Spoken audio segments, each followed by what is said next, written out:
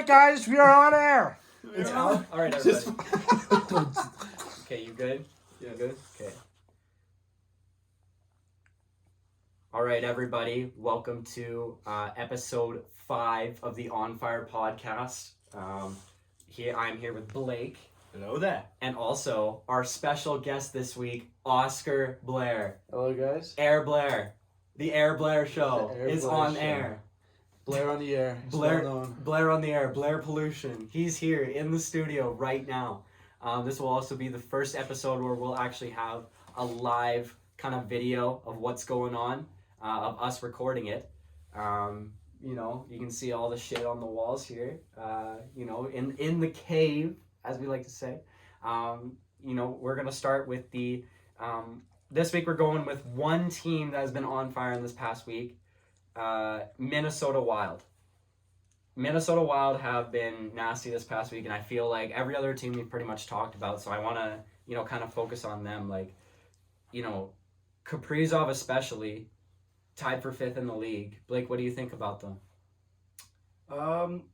Great team. Overall, just like a good distribution of points throughout the whole roster. Like they're working as a team, and they're being led by the big. How much money is he making? $8 million. Dollar Bill Carrill. Dollar Bill Carrill, a player that I'd love to have on the Flames for sure. Yeah. We're not talking about the Flames right now. They turned their season around. They weren't doing well at the beginning, were they? Hey? No, not really, but like you see them, like Cam Talbot's playing good and everything, and you know, like I think everyone, like Matt Zuccarello has really stepped up, and that's what's kind of making them number 1 in their division right now. Like just overall as a team, every game, and I love their energy. Like Ryan Hartman is coming out of nowhere, 13 goals. Next up behind him is Kirill Kaprizov at 9. That's insane. That's like. Yeah, and Marcus Foligno and Eriksson Ek with 9 as well. Exactly. Like they have so many people. Like it's just the thing is that's making them good is just their distribution throughout the roster, right? I like that they don't have one star putting up all the points. It's a team effort. Yeah. It's not just because you see so many teams. One player, he's just gonna carry. But you know, when it's a team effort, you get good goaltending, solid forward, solid defense. Speaking of the goaltending, they could go decently. Oh, sorry. But Cam Talbot, .914 save percentage, which is great.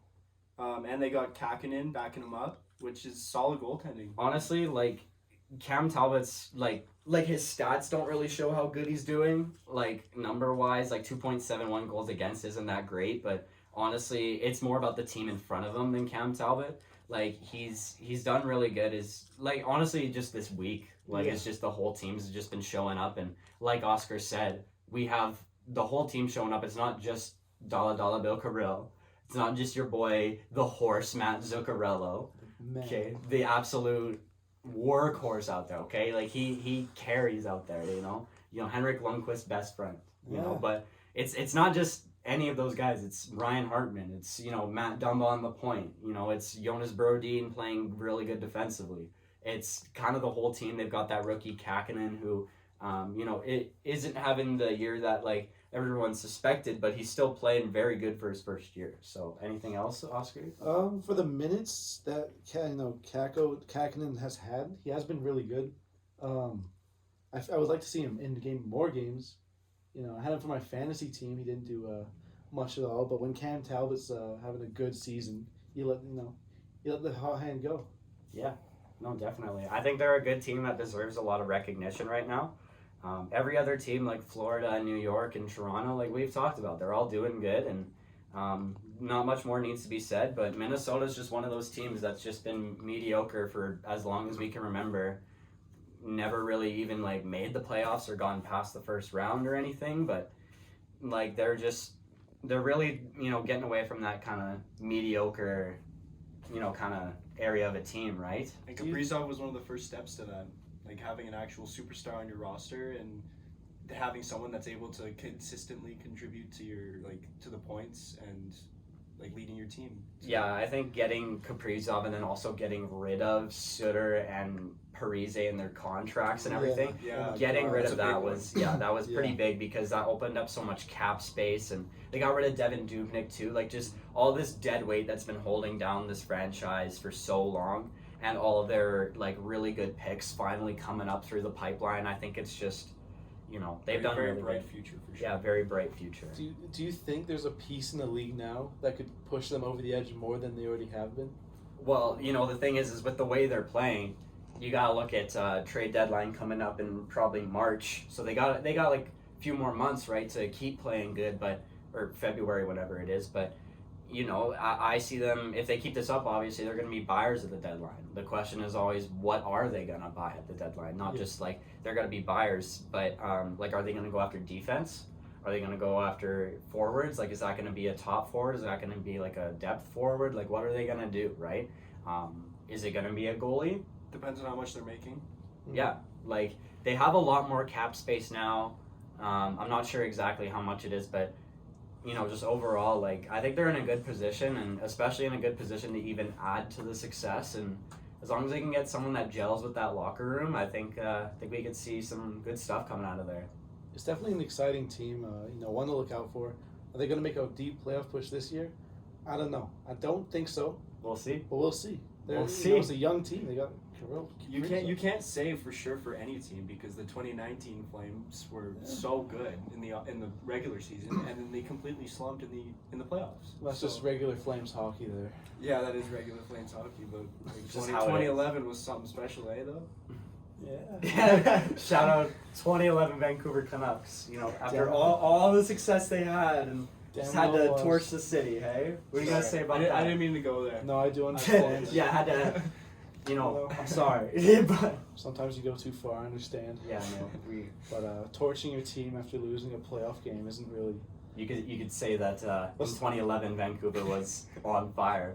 Let's say I'm sorry, that was bad. let's say burning your city down isn't a great way to attract free agency signings.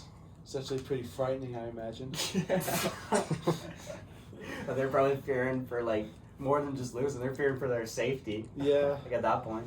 For those that don't know, Oscar here is a big Vancouver fan. He's not sure if he's a legal immigrant, but he's definitely an immigrant from the United Kingdom or whatever, Europe. I'm not exactly sure what that country's called, but he's from somewhere that is not here. And legally or illegally, he's a fan of the Vancouver Canucks. Because they were just doing good at the time, and he had to hop on the bandwagon instead of making an educated decision, and they have not done good since. And their greatest player right now is Elias Pettersson by far. He's having a year. He's having a year. It's a year. It's not a good year, It's not but a it's good a year. year. Got some Besser trade rumors too. Oh, I'm sure that's gonna Oh my help you God. out there. With all the hype of him coming into the league in the first place and Yeah. just winning like the accuracy challenge in the All-Star game, like It's shocking. I don't want it. I think we do have a good team. We're just not playing like it. We played really good against the Senators, but they are the Senators. That's all I have to say about that team. it's not hard to play against. They're the Senators. They are the It's Senators. not hard to play against a team with players like who comes to mind when you think of the Senators? Brady Kachuk. Really, that's about it for that That's team. right, yeah. All right, we'll stay away from players on the Senators. Brady and his contract. Yeah, Brady and his contract and his bleeding hand, and he's getting bit out here and all that. I think that gives us a little more on our guest here, Oscar, big Vancouver guy, big Bobby Lou guy, big Alexander Burrows guy. Got off the boat, chose the worst team possible. Not much else you can do, right? What else you can do? When you're in 10 years, you can't just leave. You can't just up and sell all your jerseys and everything. It's kind of a lifelong thing now. Like, you guys are stuck with the Flames, who are on the up and up.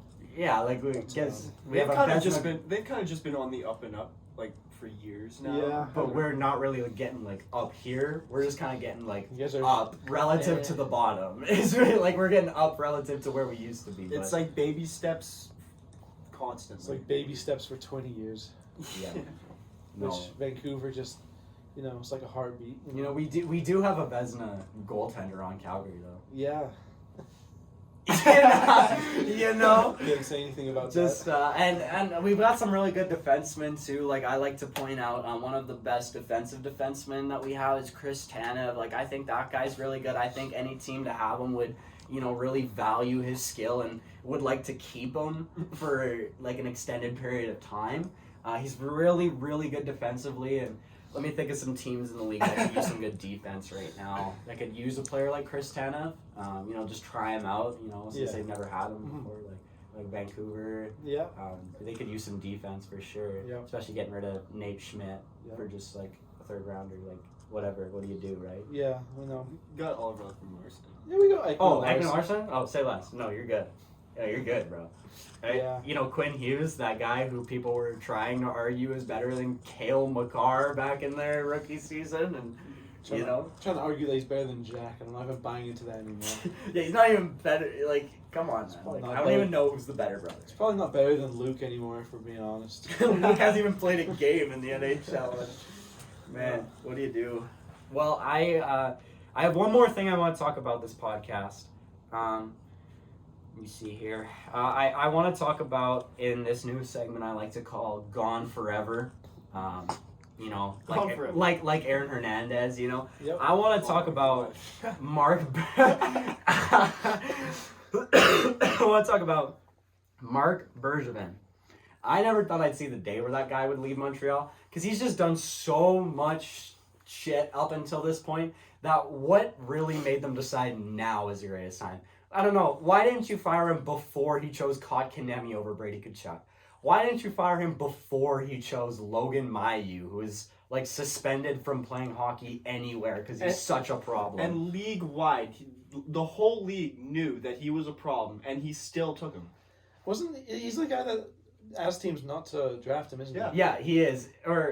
He is because he was in that scandal in Sweden or whatever for like doing some illegal shit with some girl's photos. That's, but the thing is like Logan Mailloux asks not to be drafted. No other team's gonna draft him. So instead of waiting till the very last round with their very last pick, they're like, "Oh, first round pick? That Logan Mailloux's looking good. Let me pick that. Let me pick that." And you're telling me everyone around Mark Bergevin, like, that's good, yeah. The fact that sounds good. Got no complaints. Like, they've got assistant GMs here who are like advising this guy.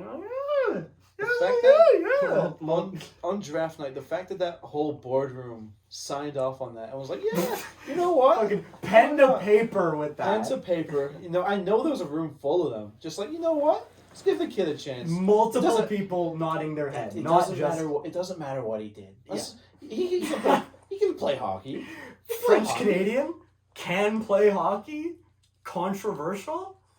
He's fitting our image. Little do we know that the whole Montreal, all their management made a different decision, and we got Bergevin in the back just licking his lips, just ready to take Mailloux. He just like made the phone call without anyone knowing. He's like under the desk. He's like, "Hey, yeah, no, go ahead and pick Mailloux. Yeah, take him." And then he's like, "Yeah, who should we pick, guys?" And then they're announcing the pick. Everyone's still on the whiteboard, looking at names. Like, oh, he'd be really good, just under the bench. I think Arurati would be pretty good. He had a bad year this year, but I think he's got the potential. And then everyone's just, and then Mark Bergevin's typing. No one will be upset about this. No one will be upset. The middle of the conversation in that boardroom, they see the TV, and the Montreal Canadiens select Logan Mailloux. Everyone's just like, we weren't even done picking a fucking name here. Yeah, but like, I don't know. You just gotta feel bad for the fans at that point. Like, we saw their reaction when they picked Kotkaniemi over Brady Tkachuk, and look where that guy is now. The fans were upset when he got picked. I can't imagine that they're happy now. No. Like, I can't imagine that happiness ever came back. Like, it's a pretty bad situation, and gotta feel bad for him. The whole Canadians right now with Carey Price out. They don't really have too much going for them, especially with Caulfield just not delivering.